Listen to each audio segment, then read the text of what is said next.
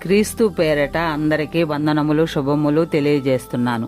ఈరోజు దినవాక్యం, దేవునితో నీవు చేసుకున్న మనవి ఆయన దయచేయునుగాక. 1 సామెయలు గ్రంథము 1వ అధ్యాయము 17వ వచనము. ప్రియమైన దేవుని బిడ్డలారా, బైబిల్లో మనం చూసుకుంటే అన్న మనవికి ఎంతో విశిష్టత ఉంది. ఆమె చేసిన మనవికి దేవుడు ప్రతిఫలం దయచేశాడు. అన్న ఎలా మనవి చేసిందంటే, దేవుని సన్నిధిలో బహు దుఃఖముతో కన్నీరు కార్చి విలపించుచూ మనవి చేసింది. తన ఆత్మను కుమ్మరించి మరీ మనవి చేసింది. దేవునికి మాత్రమే వినబడినట్లు దేవుడు తప్ప వేరే ఆధారమే లేదని మనవి చేసింది. దేవునికి సమర్పించే అంతగా మనవి చేసి చివరికి గొప్ప ప్రతిఫలమైన సామెయలను పొందుకుంది. ప్రియమైన దేవుని బిడ్డలారా, ఎన్నో ఏళ్ల నుండి మనవి చేస్తున్నావు కానీ ప్రతిఫలము రావడం లేదా?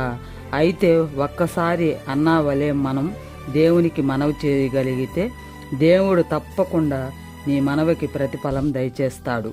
ఇట్టి కృప మన అందరికీ కలుగునుగాక. ఆమెన్. ప్రార్థన చేసుకుందాం. సర్వోన్నతుడా, సర్వాధిపతి, సర్వశ్రేష్ఠుడా, మీ ఘనమైన అత్యున్నత నామమునకు లెక్కించలేని స్తుతులు స్తోత్రములు ప్రభువా. గడిచిన దినమంతా మీ కృపలో మమ్మల్ని కాచి కాపాడినందుకు మీకు కృతజ్ఞత స్తుతులు నాయనా. ఈ దినమున వాక్యముతో మాతో మాట్లాడినందుకు స్తుతులు స్తోత్రములు నాయనా.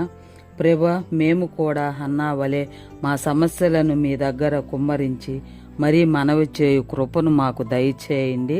ప్రభువా, అన్నాకు ప్రతిఫలం దయచేసినట్టు మాకు ప్రతిఫలం దయచేయమని అడుగుతున్నాం దేవా.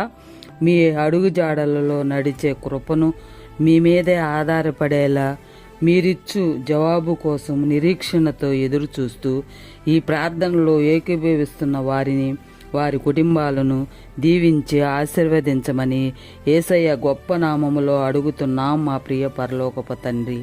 ఆమెన్. అందరికీ వందనాలు.